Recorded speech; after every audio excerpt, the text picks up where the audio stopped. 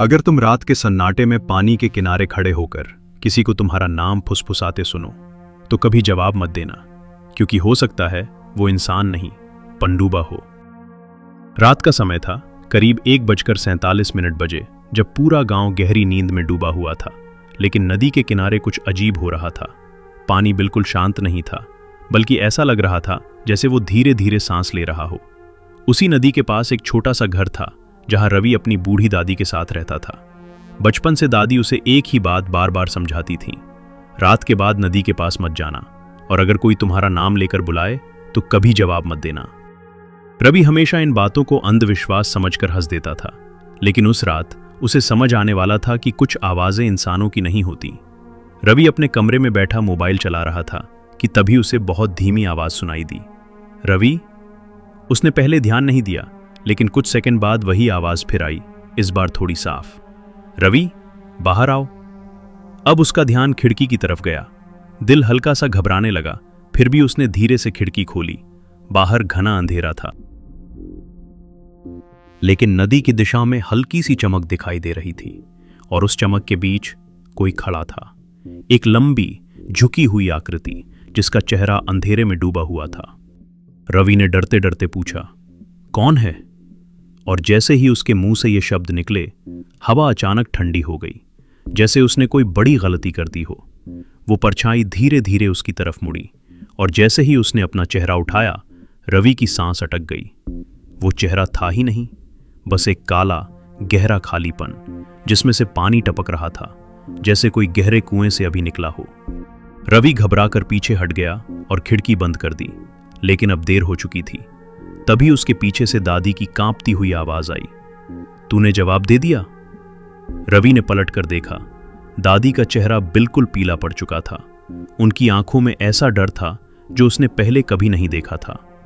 अब वो आएगा, उन्होंने फुसफुसाते हुए कहा, पनडुब्बा। अचानक घर के अंदर का तापमान गिरने लगा, दीवारों से पानी रिसने लगा और फर्श पर गीले पैरों के निशान बनने लगे। एक एक कदम जैसे कोई अदृश्य चीज उनके घर में दाखिल हो रही हो। दरवाजा अपने आप बंद हो गया और कमरे में सन्नाटा छा गया।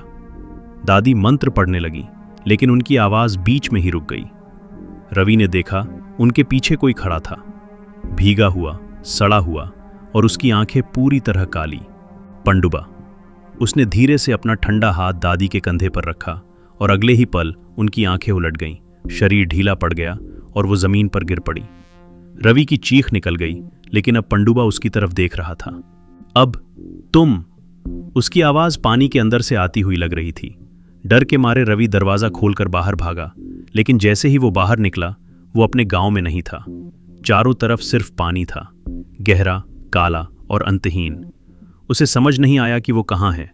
अचानक उसने देखा कि उस पानी के अंदर कुछ हिल रहा है। हजारों चेहरे, डूबे हुए लोग, उनकी आंखें खुली थीं और सब उसे घूर रहे थे। उनमें से एक चेहरा धीरे धीरे ऊपर आया, वो उसकी दादी थी, लेकिन उनकी मुस्कान अब इंसानी नहीं थी। उन्होंने कहा, भाग मत, अब तू भी हमारे साथ है। रवि पीछे हटना चाहता था, लेकिन उसके पैरों के नीचे से जमीन गायब हो गई और वो सीधे पानी में गिर गया। उसने तैरने की कोशिश की, लेकिन अनगिनत ठंडे हाथ उसे नीचे खींचने लगे। वो जितना छूटने की कोशिश करता, उतना ही गहराई में डूबता चला गया।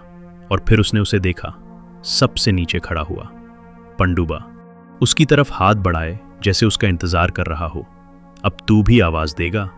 उसकी धीमी डरावनी आवाज चारों तरफ गूंजने लगी।